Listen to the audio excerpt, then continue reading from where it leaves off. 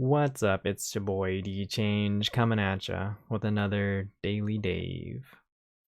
So I was listening to a podcast today, the Art of Manliness podcast, and today's guest, was it today? Yeah, today's guest was Mark McConville, and he wrote "Failure to Launch: Why Your 20-something Hasn't Grown Up." ... and what to do about it. And so this definitely struck a chord with me. There's a specific anecdote that struck a chord with me, but this is a book basically about kind of how the new young adult generation hasn't, like, quote unquote grown up enough, right? And we've heard this talk about millennials for forever, right? And then Gen Z will pretty much be coming up against this as well. I mean, things have changed, right? This is not Gen X. This is not the Boomer generation anymore. Life is different from back then, especially for developed countries. Things have changed. The requirements for higher education, careers, expectations, all of that. Wages. No, wages haven't changed. No, but yeah, the discrepancy in the change has clearly been seen by many people.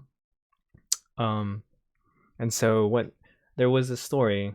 So Mark, he does, like, consultancy or counseling for parents and their children about stuff like this. And the one story that I felt like really resonated with me was the story about this one mother had an issue with her son. She normally made she normally booked his like dentist appointment for him, but there was a conflict, so she told him that he needed to go call the office and change his appointment date, but he couldn't do it, or he didn't want to do it. And it just seemed, it seems really ridiculous, right, when you think about it. Like, what, just call him and change it? But I actually, like, really identify with this, because for a while there was, I mean, you could argue still to this day, but for a while there was a time where, like, I never wanted to pick up the phone to, like, conduct business like that. And so Mark talks to the son, and he realizes it's like a shame-based thing. Like, Mark doesn't want to reveal to the dentist's office that, like, he's afraid that they think he's not an adult. But that's crazy, because if you really think about it, like, no one cares enough to, like, judge you in that way for very long, especially in that specific circumstance, right?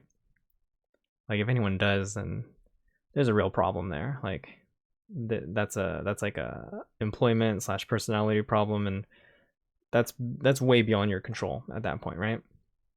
But yeah, so I guess he felt a lot of, like, fear and anxiety over the expectation, so to speak, of presenting himself as an adult.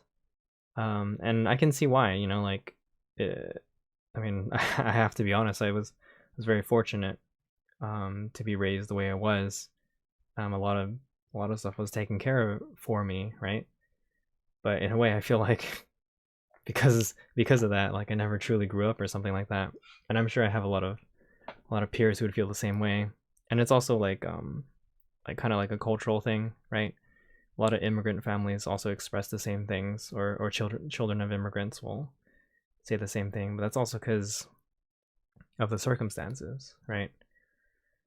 So there's a lot behind it. There's a lot to unpack. And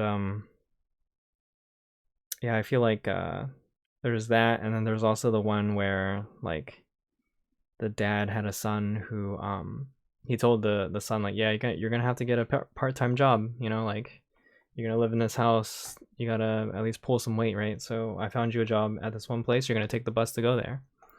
And he was just like, he was probably making up excuses, like, oh, it's not something I want to do, or I can't make it. And then Mark talked to the son. He's like, you don't know how to ride the bus, do you? So he's like, tell you what, you and your dad are gonna get together, ride the bus together, go get a meal together, and like, run errands together, and kind of do that thing, and then ride the bus back home. And I like how he framed it as like this is funny because I like learning about like parenting strategy, even though it's not particularly relevant to me right now. Though I do like the idea of like maybe imparting some wisdom onto like my niece or something like that, right? But you know, you never know. In the future, this might be super useful. So, um, the what did he do? Uh, oh yeah, the fact that Mark said something along the lines of like, hey, you know, when you can be like the bossy, authoritative parent up until a kid is like 12 or something like that. But from there, you have to transition over to more of like a coach to like a consultant role. Like when they're young adults, at that point, you know, yes, they're still your children, but what's the point in treating them like they're not full grown adults anymore, right?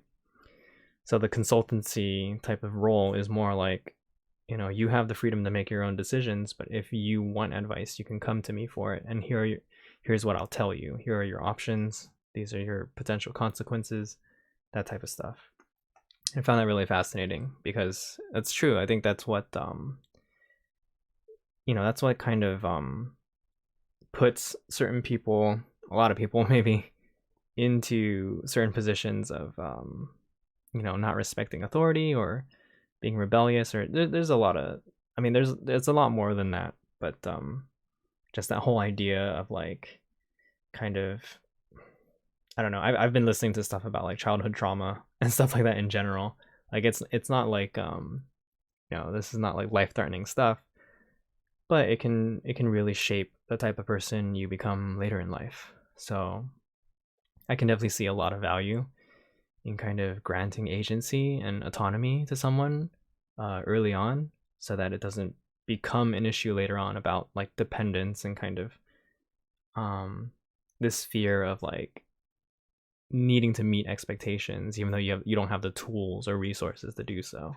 And that's a problem in work, in professional lives as well. You know, that's, I mean, I'm sure part of that like management culture is formed by, you know, communal bonds, societal structures, and nuclear family units and how people have experienced those. So it's just getting way too profound or way too out of my expertise right now. But yeah, that's like, I found that really interesting. And I think there's like one more thing I wanted to pull out of that episode, but I thought it was really good. I'll post a link to it. Um, but yeah, I just like when I heard that phone story, I was like, oh my gosh, that's me. Because yeah, I mean, I generally don't like using the phone to call, uh especially like a stranger, you know, as in like especially someone who's like not either a relative or a close friend. And so I've also experienced that before, right? Where I would feel like, what if they don't take me seriously? The reality is, I mean, they get plenty of crappy calls all day, right? They're not, it doesn't phase them, right? This is not an issue for them. So if you're embarrassing or whatever, you could just hang up and like, sorry, you know, didn't mean to waste your time.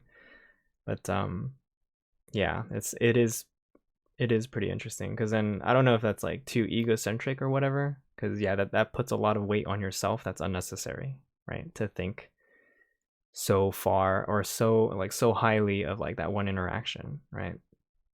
So yeah, I just found that super interesting. And like I heard that like while I was like washing the dishes, and I was like, what? Like I have to talk about this. So I feel like I don't do it justice. Like you should definitely listen to it if you're interested in it. But it's something that I feel like is pretty relevant to me. And again, it's something I feel like I'm working on overcoming. You know, none of us are perfect. We're all works in progress. So even at the I'm not gonna say ripe old age I'm at, but yeah, there's plenty of times where I still feel like yeah, I'm definitely my parents' kid. I feel like a man child a lot of times, and so they, you know, sometimes I feel like I never got past age like 24 or something like that. You know, I don't particularly feel, besides the whole physical element and sometimes mental. I don't feel particularly older, but yeah, it's all about perspective, right? So anyway, that's my it's my podcast of the day story. If you felt this way about your life, or your, I don't know, you feel like you fit that image of like failure to start, or that you're a late bloomer or something like that, and you identify, let me know. Let me know in the comments. But yeah, thank you for watching, and I will see you in the next one. Peace out.